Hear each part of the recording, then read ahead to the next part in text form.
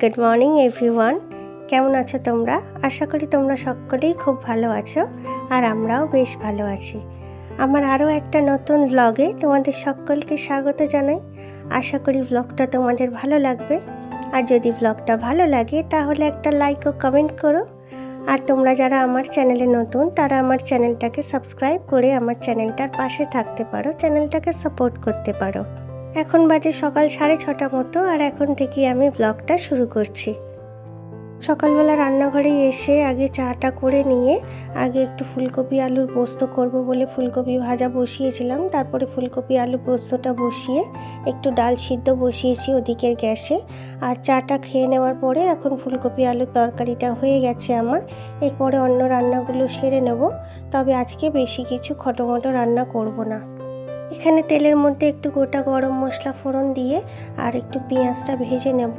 ভেজে নিয়ে তারপর এর মধ্যে আদা রসুন পেস্ট দিয়ে জিরে ধনে হলুদ লঙ্কা দিয়ে কষিয়ে নিয়ে তারপর একটু আমি চিকেন দেব।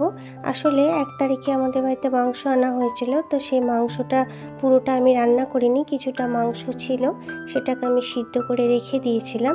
তো ওদিকে যতক্ষণে পেঁয়াজ ভাজাটা হচ্ছে ততক্ষণে এখানে দেখো, কালকে আমরা রাত্রেবেলা বাড়িতে ছিলাম না বলে অনেকটা রাত্রে বাড়িতে এসে ওই গোবিন্দভোগ চালের ফ্যানে ভাত ফুটিয়ে নিয়েছিলাম, তাই খেয়েছিলাম। তো পুরোটা খাওয়া হয়নি, বেশ কিছুটা বেঁচে গেছিলো, তাই ওটা একটুখানি গরম করে দুধ দিয়ে মিষ্টি দিয়ে ফুটিয়ে নিচ্ছি, একদম পায়েসের মতো খেতে হবে। আর ওদিকে পায়েসটা বসিয়ে দিয়েছি। আর এখানে আদা রসুনের পেস্টটা দিয়ে একটু কাঁচা গন্ধটা চলে যাওয়ার পর এই চিকেনটা দিয়ে দিলাম। এটা সিদ্ধ চিকেন আমি শ্রেড করে নিয়েছি, মানে ছিঁড়ে নিয়েছি লম্বা লম্বা করে। তারপর এর মধ্যে ধনে জিরে আর হলুদ লঙ্কা দিয়ে ভালো করে কষিয়ে নেব। কষিয়ে নেওয়ার পর এতে আমি একটু আলু দেব, ভেজে রেখেছিলাম আলুগুলো। এটা এক ধরনের চিকেন ভর্তা বলতে পারো, তবে আমার স্টাইলে চিকেন ভর্তা, কারণ চিকেন ভর্তায় তো আলু পড়ে না। আমি একটু আলু ভাজা দিয়েছি এতে, তাহলে আমার মেয়ের খেতে সুবিধা হবে। আর একটু মিষ্টি দিতে হয়, তাই মিষ্টি দিলাম। আর এখানে যতক্ষণে মাংসটা হচ্ছে ততক্ষণে একটু কাজু দই আর টমেটোটা পেস্ট করে নিলাম। আর এটাই কষানো হয়ে যাওয়ার পর এর মধ্যে দিয়ে দিচ্ছি, দিয়ে আবার একটু নাড়াচাড়া করে সামান্য একটু জল দিলাম, দিয়ে তারপরে ফুটতে দিয়ে দেবো। চিকেন ভর্তায় তো আলুটা পড়ে না, তবে ওই কাজু কিশমিশ দই টমেটোর পেস্ট এগুলো তো দিতেই হয়। আর আমার হাজব্যান্ড আবার এটা খেয়ে টেস্ট করে দেখেছিল, খুবই সুন্দর হয়েছে খেতে। ও আবার আমায় বলেছে আবার যখন বানাবে তখন আলু দিয়েই বানাবে, কারণ এইভাবেই খেতে বেশি সুন্দর লাগছে।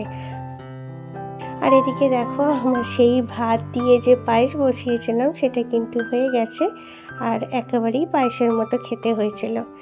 শীতকালে রুটি করলে দেখবে রুটিগুলো একটু শক্ত হয়ে যায়, তো আমি কি করি, ওই জন্য আটাটা একটু গরম জল দিয়ে নুন দিয়ে মেখে রেখে দিই, তাহলে একটু নরম হয় আর রুটিগুলো ফোলেও ভালো। আর রুটি যদি ভালোভাবে না ফোলে তাহলে দেখবে সেই রুটি খেতে কিন্তু ভালো হয় না। আগে আমি ভালো গোল রুটি বেলতে পারতাম না, তবে কলেজ পাশ করার পর থেকে যখন বাড়িতে টুকটাক চেষ্টা করতাম এটা ওটা করার, তারপর থেকেই কিন্তু গোল গোল রুটি বেলতে শিখে গেছি।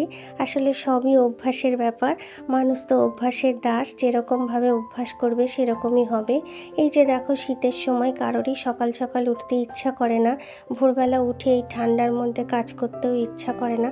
আর আমাদের এখানে তো প্রচণ্ড ঠান্ডা পড়ে, তবে 1 তারিখ থেকে না খুবই ঠান্ডা পড়েছে, মানে গা থেকে সোয়েটার খোলা যাচ্ছে না, স্নান ধানও করতে ইচ্ছা করছে না। কিন্তু তাও সকালবেলা উঠে সেই 6:30 থেকে কাজে লেগে পড়তে হয়। উঠতে তো হবেই, করতেও হবে, আর এটা একটা অভ্যাসে দাঁড়িয়ে গেছে। তাই জন্যই বললাম, মানুষ অভ্যাসের দাস, যে যেরমভাবে অভ্যাস করবে তার জীবনটা সেইভাবেই চলবে, মানুষ সেইভাবেই চলতে পারবে। আমার তো এটা আগাগোড়াই অভ্যাস হয়ে গেছে 6:30 থেকে কাজগুলো করা, তো সেইভাবেই করে আসি, অসুবিধা হয় না। কিন্তু এই ঠান্ডার সময় একটুখানি কষ্ট হয় জল ঘেঁটে কাজ করতে। আর ওদিকে দেখো, লেপ কম্বলগুলো রোদে দিয়ে এসে এখানে বিছানাটা গুছিয়ে নিতে চলে এসেছি। আজকে যেহেতু 2 তারিখ, আজকে আমার মেয়ের স্কুল ওপেন হয়ে গেছে, ওকে তো স্কুলে দিয়ে এসেছি সকালবেলায়। তবে যেহেতু স্কুলে আনতে যাব, আমাকে কাজগুলো টাইমের মধ্যে কমপ্লিট করতে হয়, ওই জন্য সমস্ত কাজ পরপর করে নিই। আর সকালবেলাটা আমি কিন্তু একটুও বসি না, একদম পুরো মেয়েকে স্কুল থেকে নিয়ে এসে খাওয়া দাওয়ার পর তারপরে বসবো। তো যাই হোক, সমস্ত কাজগুলোই পরপর গুছিয়ে নিচ্ছি। আর বিছানা পরিষ্কার ঠিকমতো না করলে কারোরই দেখবে ভালো লাগবে না। প্রতিটা বাড়িতেই ঘরের মধ্যে যে বিছানাটা থাকে সেটা যখন টাইট সাইড আটসাট করে টান টান একটা বিছানা তৈরি করে নেওয়া হয়, সেই বিছানাতে মনে হয় আর যেন শোবো না বা বসবো না, কারণ বিছানাটা আবার অগোছালো হবে। আর আমার ঘরের মধ্যে বেশ টান টান বিছানা থাকলে দেখতে ভালো লাগে। তবে আমার মেয়ে বাড়িতে থাকলে আমার বিছানা কিন্তু আর টান টান থাকে না, এদিক ওদিক অগোছালো হয়েই যায়, বাচ্চা থাকলে যেটা হয় আর কি। বিছানাটা তো আমার পরিষ্কার করা হয়ে গেছে, গোছানো হয়ে গেছে। এবার এখানে টেবিলটা একটু পরিষ্কার করে নেব, তারপর ফার্নিচারগুলো হালকা পাতলা করে ডাস্টিং করে নেব, না হলে খুব ধুলো পড়ে যায়।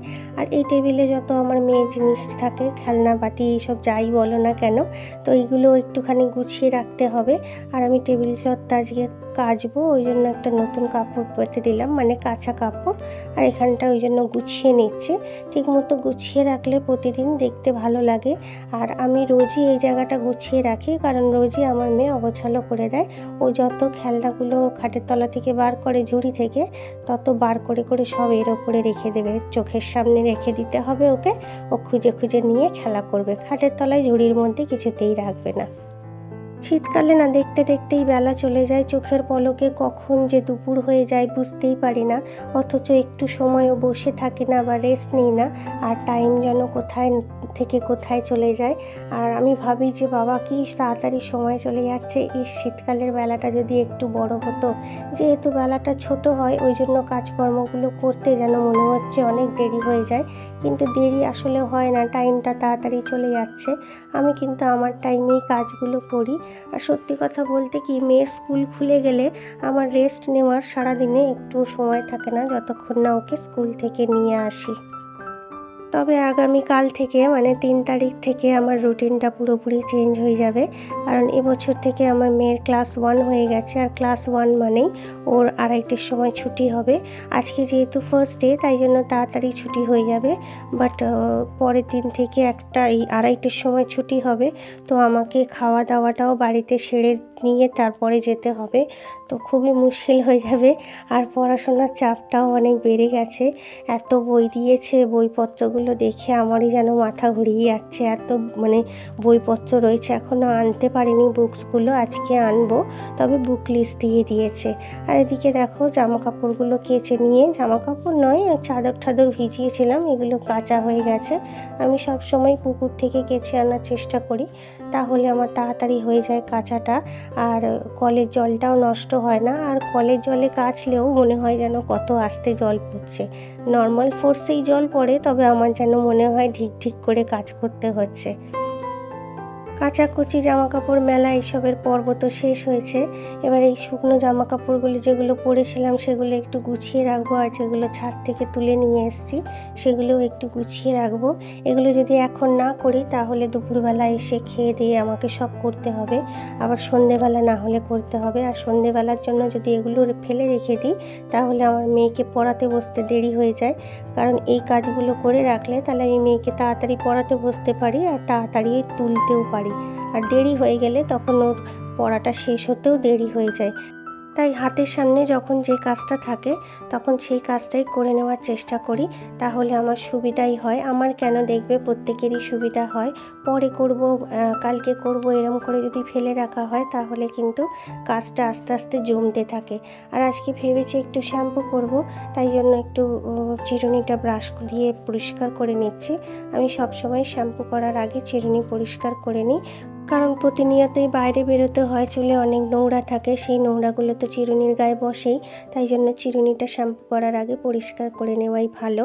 আর এই দেখো, এই কম্বলটা আমি যে ওয়ারটা বসিয়ে দিয়েছিলাম সেটাকে আমাকে ছাদে নিয়ে গিয়ে টেনে টেনে ছিঁড়তে হয়েছে। ওয়ারটা আজকে কেচে দিয়েছি, কারণ আমার মেয়ে না কালকে দুধ ফেলে দিয়েছিল, আর আমার যেন গায়ে দিতে কেমন লাগছিল। যদিও আমি ধুয়ে নিয়েছিলাম কম্বলের ওই জায়গাটা আর ওয়ারের ওই জায়গাটা ধুয়ে শুকনো করে নিয়েছিলাম, কিন্তু তাও আমার যেন ভালো লাগছিল না, ওই জন্য ওয়ারটা আবার সেলাইগুলো ছিঁড়লাম, ছিঁড়ে তারপরে কেচে নিলাম। আর চুলটা আমি ড্রায়ার দিয়ে শুকনো করি না, কিন্তু যেহেতু আমাকে এক্ষুনি মেয়েকে আনতে যেতে হবে তাই একটু শুকনো করে নিলাম। এমনিতেই পাউডার সিঁদুর পরার পর থেকে আর মেয়ে হওয়ার পর থেকে চুল উঠে প্রায় 12টাই বেজে গেছে। চুল নেই বললেই চলে। তো ওই যেটুকুনি আছে সেটুকুনি যত্ন করার চেষ্টা করি। আর এদিকে মেয়েকে স্কুল থেকে নিয়ে এসে ওকে স্নান ধান করিয়ে খাওয়া দাওয়াটা সেরে নিচ্ছি। তারপর বাসন কোসন যা আছে সেগুলো মেজে নিতে হবে। খাওয়া দাওয়া আর কাজবাজ সারার পর প্রায় 1.5 ঘন্টা সময় হয়ে গেছে। এখন বাজে 3টে। তো মেয়েকে একটু ফল খাইয়ে নিয়ে তারপর ঘুম পাড়াবো। তো চলো আজ এখানেই বিদায় নিচ্ছি। তোমাদের সকলকে জানাই হ্যাপি নিউ ইয়ার। নতুন বছরে তোমরা সবাই ভালো থেকো, সুস্থ থেকো। আবারও দেখা হবে।